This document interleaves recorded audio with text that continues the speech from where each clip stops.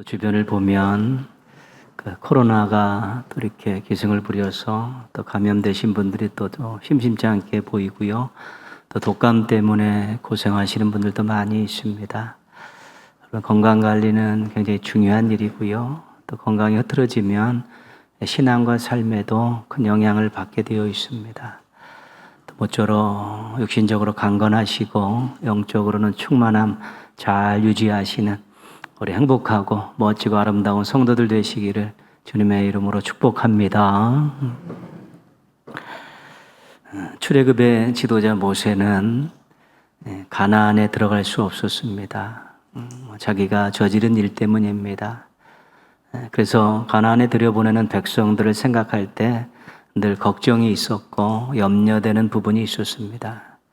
그래서 모세가 광야에서도 또한 모압 평지에서도 이 백성들에게 자주 했던 그런 명령이고 부탁의 말씀이 있습니다. 뭐냐면 하나님을 잊지 말라. 하나님을 잊지 말라. 하나님께 순종하라. 이 두 가지는 아주 계속해서 강조를 했습니다. 그 말은 결국은 하나님만 섬기라 그런 뜻입니다. 하나님을 잊지 않고 하나님 말씀에 순종하다 보면 하나님만 섬기게 되어 있기 때문입니다. 가나안 정복의 지도자였던 여호수아가 가나안 땅 정복을 마치고 땅을 다 분배해 준 후에 이제 세월이 흘러서 이제는 죽음에 임박했습니다.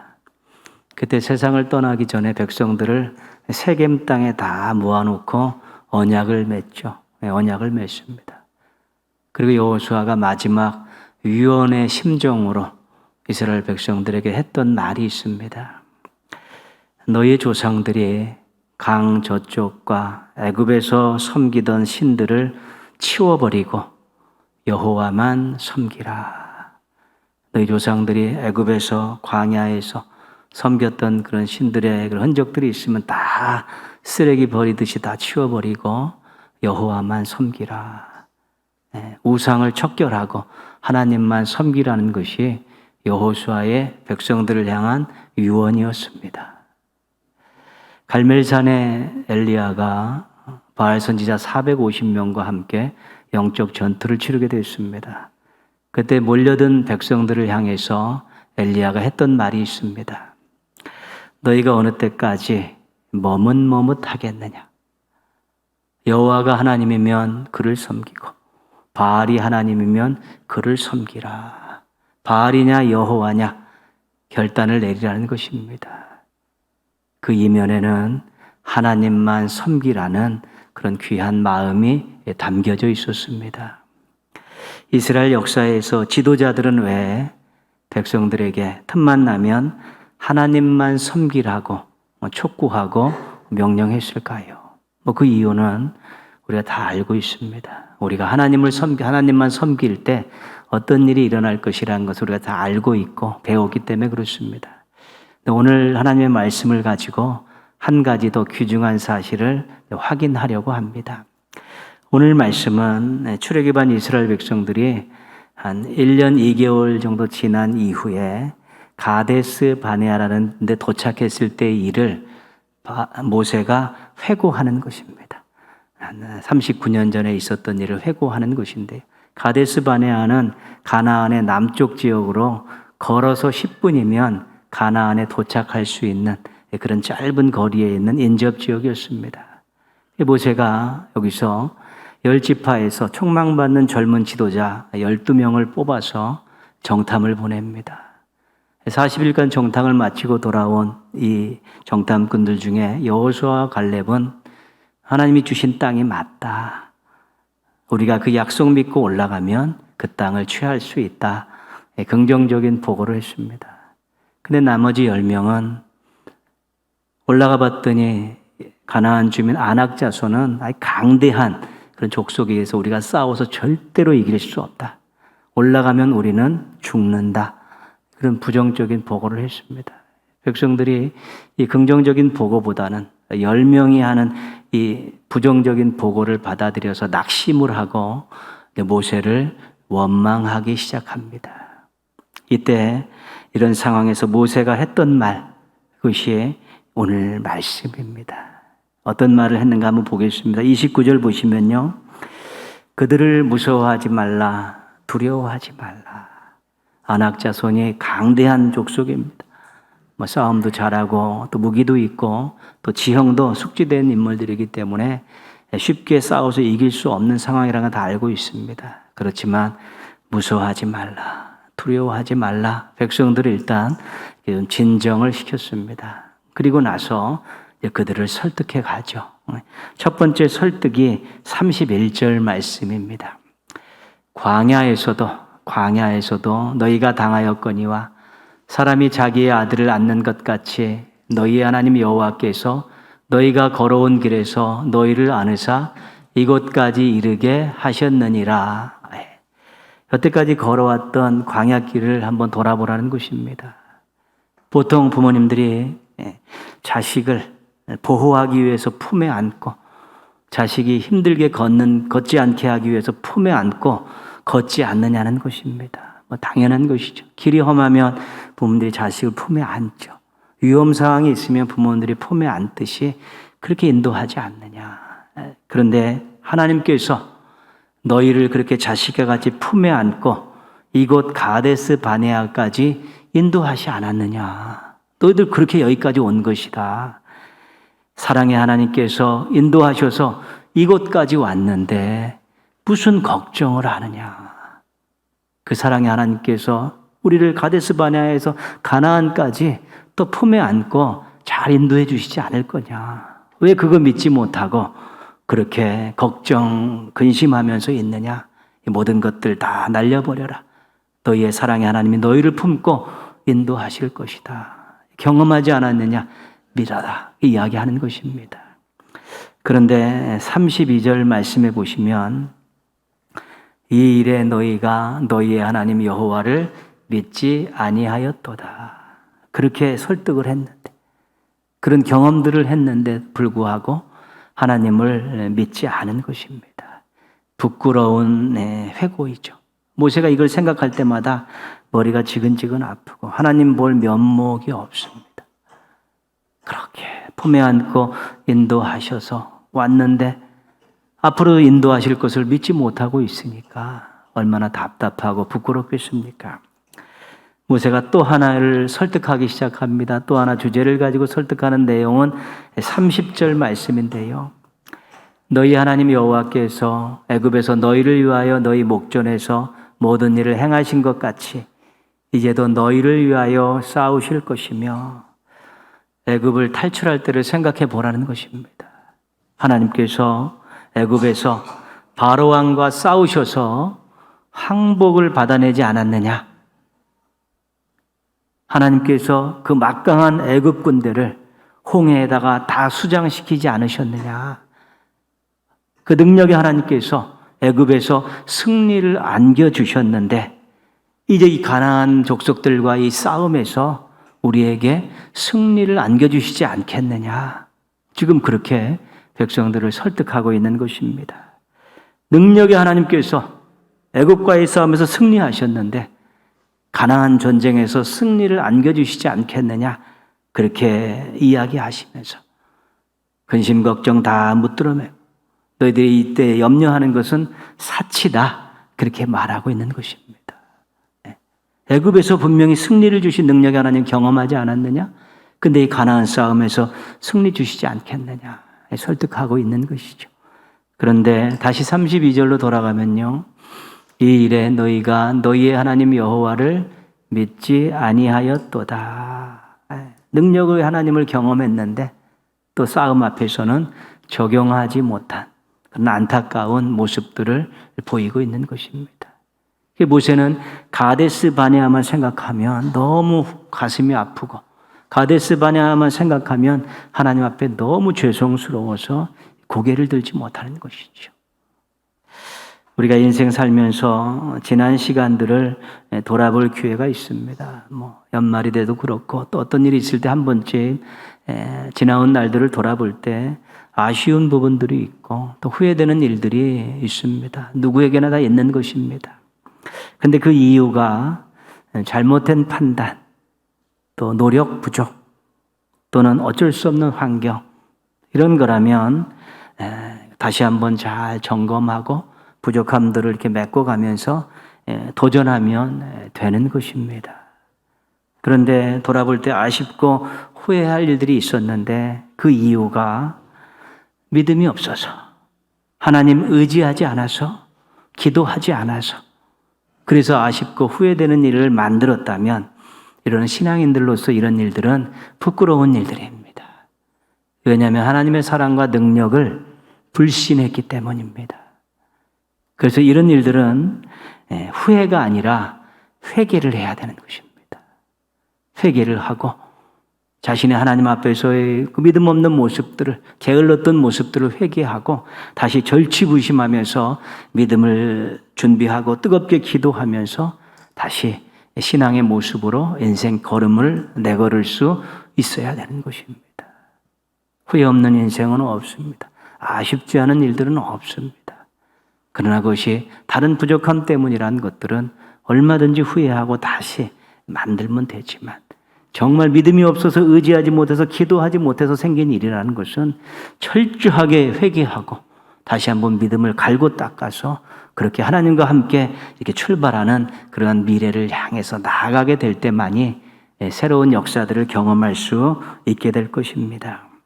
시작한 2023년에는 하나님의 사랑과 능력을 불신하는 일 때문에 후회하는 일이 없고 회개하는 일은 더더욱 없는 우리 깔끔한 삶을 살아내는 성도들 되시기를 주님의 이름으로 부탁드리겠습니다.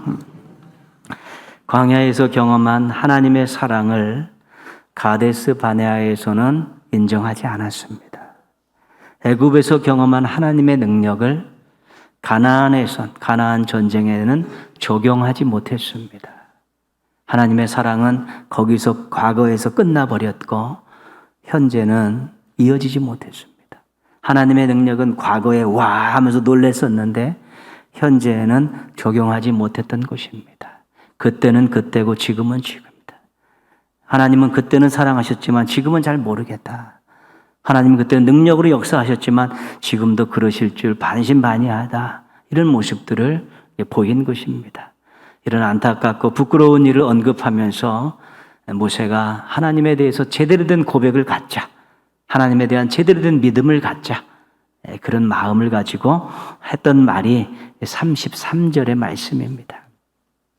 같이 한번 읽겠습니다. 그는 너희보다 먼저 그 길을 가시며 장막 칠 곳을 찾으시고 밤에는 불로 낮에는 구름으로 너희가 갈 길을 지시하신 자이시니라. 하나님은 너희보다 먼저 앞서가시는 분이시다. 하나님은 미리 가셔서 장막 칠 곳을 찾아 놓으시는 분이고, 하나님 너희들이 거기 갈 때까지 구름 기둥과 불 기둥으로 너희들을 인도하시는 분이시다. 이 이야기를 지금 하고 있는 것입니다. 하나님은 너희보다 훨씬 더 부지런한 분이시고, 하나님은 너희를 위해서 예비하시는 분이시고, 하나님은 너희를 인도하시는 분이시다. 너희가 미래를 향해 갈 때 하나님이 앞서 가셨다. 너희들이 미래를 향해 나가는데 하나님이 가서 예비해 놓으셨다. 너희들이 미래를 향해 나아가는데 하나님께서 인도해 주셨다. 우리가 믿는 하나님은 그런 하나님이다라고 지금 모세가 다시 한번 백성들에게 강조하고 있는 것입니다. 가나안에 들어갈 준비를 하고 있는 출애굽 2세대들에게 강조하고 또 강조하는 것입니다. 이 믿음 가지고 웬만한 일 가지고 염려하고 걱정하지 말라는 것입니다. 이 믿음 가지고 하루하루 성실하게 살라는 것입니다. 이 믿음 가지고 두려움 없이 미래를 향해 도전하며 나아가라는 것입니다. 우리가 하나님에 대해서 어떤 고백을 갖고 있느냐에 따라서 우리의 생각이 달라집니다. 우리의 판단이 달라지고 우리의 행동이 달라지는 것입니다. 하나님은 하나님이고 나는 나다. 이건 신앙이 아닙니다. 하나님이 이런 분이기 때문에 나에게 이러한 일들이 생겨난다는 분명한 원인과 결과를 가지고 살아가는 게 신앙입니다.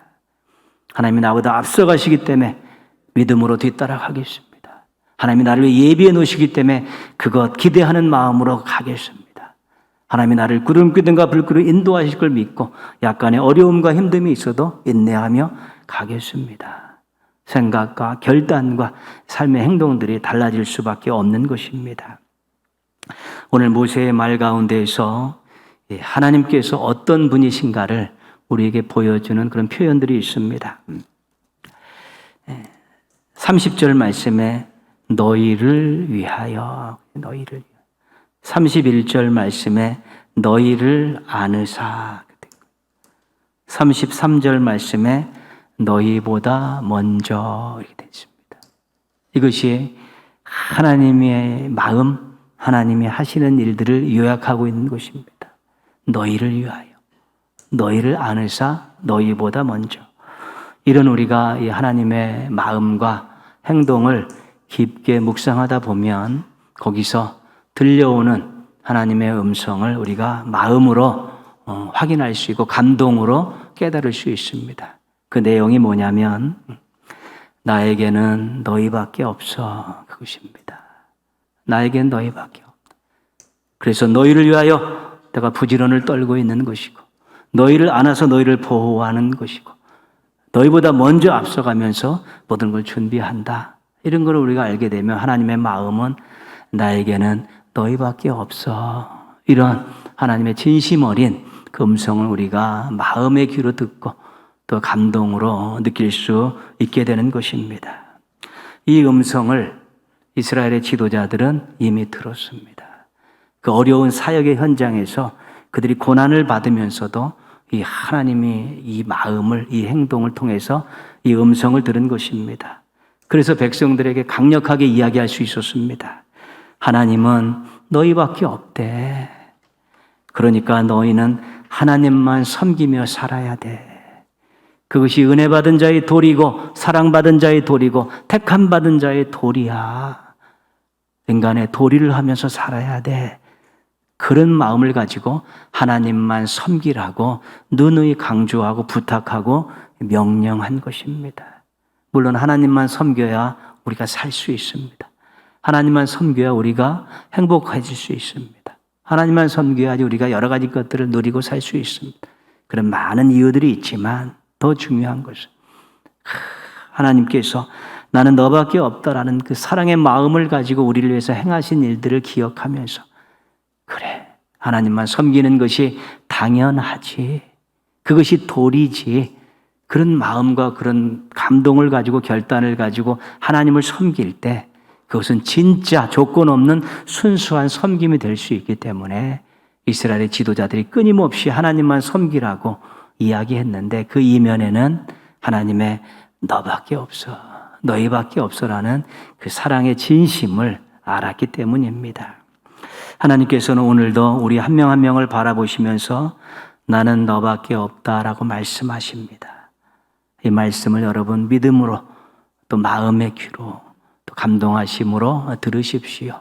그리고 나서 하나님만 섬기겠습니다. 이것이 저의 인간적인 도리고 은혜 받은 자의 도리고 사랑받은 자의 도리입니다. 또 이렇게 하나님 앞에 고백을 드릴 수 있다면 우리 하나님 기뻐하시고 우리들의 마음에도 참된 평안과 즐거움이 넘쳐나게 될 것입니다. 모쪼록 하나님만 섬기겠습니다라는 진심의 결단과 고백을 가지고 또 그렇게 사시기를 바랍니다. 우리가 앞에서 사랑의 하나님, 능력의 하나님에 대해서 살펴보았습니다. 근데 출애굽기 34장 14절에 보면 거기서 또 하나의 하나님에 대한 고백이 나오는데 아주 특별한 고백입니다. 뭐냐면 질투의 하나님입니다. 질투의 하나님. 질투하면 조금 부정적인 이미지가 있지 않습니까? 질투 때문에 폭행도 하고 살인도 하고 그런 일들이 인간사에서 일어나기 때문에 그렇습니다. 근데 이 질투의 하나님은 어디에서만 나오냐면 우상 숭배를 이야기할 때만 나오는 하나님이십니다. 이 말은 하나님께서 너희 우상 숭배하면 가만 놔두지 않을 거야 그런 개념이 아니라 나는 너희들의 온전한 사랑을 받고 싶다. 나는 너희들의 두 마음이 아닌 한 마음의 그런 섬김을 받고 싶다. 그런 의미에서 질투의 하나님이죠. 어떤 보복하시겠다는 의미의 질투가 아닌 것입니다. 하나님이 나는 너밖에 없어라고 진심 어신 사랑으로 대해 주셨는데 그 백성들이 이것을 받은 우리들이 정말로 하나님밖에 없다라고, 다른 게 삐웃삐웃거리지 않고 두 마음 세 마음으로 갈라져서 하나님 앞에 서지 않고 온전하게 하나님만 사랑하고 섬기기를 하나님께서 원하시는 것입니다. 그런 의미에서 질투의 하나님이라는 고백이 이 출애굽기 34장 14절에 나오는 것입니다. 그러면 정말로 신앙의 선배들은 이런 반응을 보인 분들이 있었을까? 성경에 굉장히 많이 나옵니다. 역대하 14장 11절입니다. 여호와여, 힘이 강한 자와 약한 자 사이에는 주밖에 도와줄 리가 없사오니 우리 하나님 여호와여, 우리를 도우소서. 남한국 유다의 세 번째 왕 아사가 구스 사람이 100만 대군이 쳐들어왔습니다. 그때 전장에 다 출병해갖고 하나님 앞에 드린 기도의 내용인데 한 가지입니다. 하나님, 도와줄 분은 하나님밖에 없습니다. 우리가 힘으로도 병력으로도 무기로도 전술로도 절대 이길 수 없습니다. 그러나 주밖에 도와줄이 없습니다. 하나님밖에 도와주실 분이 없습니다라고 이 간절한 마음으로 기도하고 붙어가지고 아주 대승을 거두게 됩니다. 하나님 앞에 올곧은 신앙의 고백을 가지고 나가면 하나님이 가만 계시지 않기 때문에 그렇습니다. 우리가 잘 알고 있는 시편 121편 1절 2절 말씀, 우리가 늘 암송하는 말씀인데요. 내가 산을 향하여 눈을 들리라. 나의 도움이 어디서 올까? 나의 도움은 천지를 지으신 여호와에게서로다. 이 시인의 고백은 뭡니까? 창조주 하나님 밖에 나를 도와줄 리가 없습니다. 전능하신 하나님밖에 나를 도와줄 리가 없습니다라는 그런 고백을 가지고 읊었던 시고 찬양입니다. 우리가 복음성가 가운데 여러분 또 많이 듣지 못하셨을 텐데 주님과 같이라는 복음성가가 있습니다. 같이 한번 들어보시겠습니다.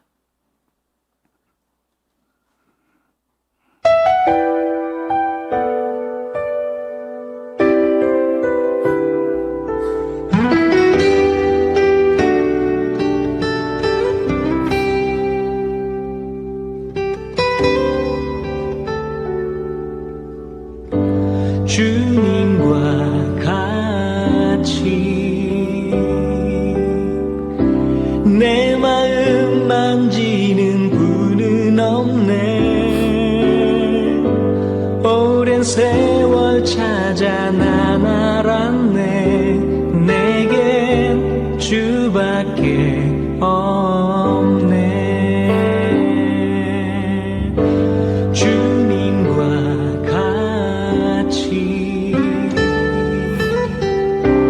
내 마음 만지는 분은 없네. 오랜 세월 찾아 난 알았네. 내겐 주밖에 없네.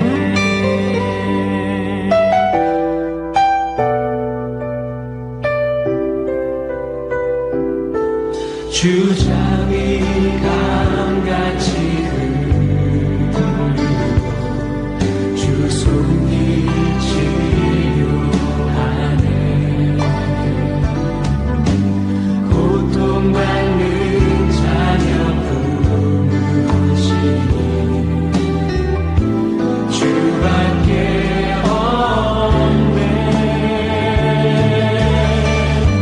주님과 같이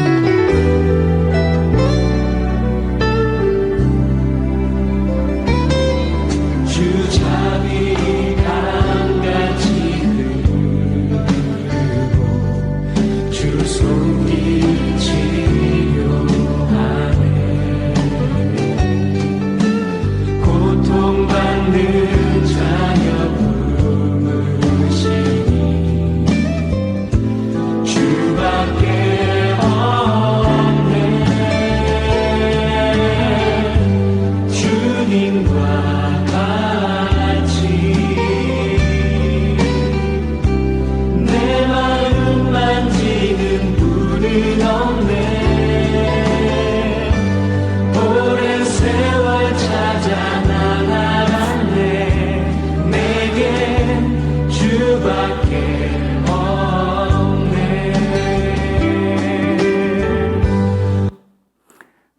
아파하는 자녀를 품에 안고 어루만지시며 치료하시는 분은 주님밖에 없습니다. 그런 고백입니다. 정말 힘들고 아픈 가슴을 안고 있을 때, 나도 모르게 흐르는 눈물을 흘리고 있을 때 우리 하나님께서 안고 어루만지시며 회복시켜 주시는 그런 하나님밖에 없습니다. 그런 고백의 찬양입니다. 시편 73편 시인도 그런 고백을 가지고 있습니다. 주의 교훈으로 나를 인도하시고 후에는 영광으로 나를 영접하시리니 하늘에서는 주 외에 누가 내게 있으리요 땅에서는 주밖에 내가 사모할이 없나이다. 이 땅에 살아가는 동안 하나님 인도해 주시고 이 땅의 삶을 잘 마치고 우리 하나님께 갔을 때 품에 안아서 영접해 주신다는 것이죠. 그래서 사나 죽으나 하나님밖에 없습니다. 땅에서나 하늘에서나 나를 알아주고 나를 최고로 대우해 주시는 분은 하나님밖에 없습니다. 이 땅을 살아가는 동안 내 인생 평생을 통해서 바라보고 의지할 분은 하나님밖에 없습니다. 그런 고백을 이제 하고 있는 것입니다. 하나님께서 우리를 향해서 너밖에 없다 그렇게 말씀하십니다. 그때 우리들이 주밖에 없습니다라고 고백하기를 원하시는 것입니다. 근데 자꾸 내 마음을 빼앗기고 하나님의 말씀을 또 어기고 하나님 위의 것을 또 섬기는 이런 모습들을 보일 때 그것이 하나님의 마음을 이제 아프게 해드리는 것이죠. 남들에게 말 못한 일을 가슴에 담고 있을 때가 있습니다. 억울한 일일 수도 있고 부끄러운 일일 수도 있습니다. 그때 내 마음을 알아줄 분은 하나님밖에 없습니다 라고 고백하면서 하나님의 손길을 기다리십시오. 너무 힘든 일을 만나 버거워서 어떻게 할 수 없는 그런 힘든 상황을 만났을 때 나를 도와줄 분은 하나님밖에 없습니다라고 고백하면서 하나님 철저히 의지하십시오. 몸과 마음에 아픔이 있어서 너무너무 힘들 때 나를 만져줄 분은 하나님밖에 없습니다라고 고백하면서 간절히 기도하십시오. 우리가 하나님 앞에 무언가 잘했기 때문에 무언가 업적이 있기 때문에 하나님의 마음을 감동시킬 수는 없습니다. 우리가 전 재산을 다 드려도 하나님의 이 보고에 있는 것에 먼지만도 못하는 것이지 아무리 많은 걸 들어도 그렇지 않습니다. 그러나 하나님밖에 없습니다. 이 마음, 이 고백을 제대로 드릴 수 있으면 그 다음부터는 하나님께서 역사하시는 것입니다. 그 고백 하나 듣고 싶으신 것입니다. 나는 너밖에 없다라고 그렇게 말씀하시며 행동하셨는데 저에게도 주님밖에 없습니다란 그 고백 듣고 싶어서 안달이 나신 분이 우리 하나님이신 것이죠. 그래서 너밖에 없다는 이 하나님의 사랑 고백과 주밖에 없습니다라는 여러분의 사랑 고백이 자주 부딪혔으면 좋겠습니다. 이 고백을 가면서 서로 촥 부딪혔을 때의 감동은 대단한 것 아니겠습니까? 이 충돌하는 여기서 놀라운 역사가 일어나는 것입니다. 금년도 한 해는 너밖에 없다는 하나님의 사랑 고백과 주밖에 없습니다라는 여러분의 고백이 자주 충돌해서 이 충돌을 내서 놀라운 일들을 많이 경험하는 우리 행복한 성도들 되시기를 주님의 이름으로 축원합니다.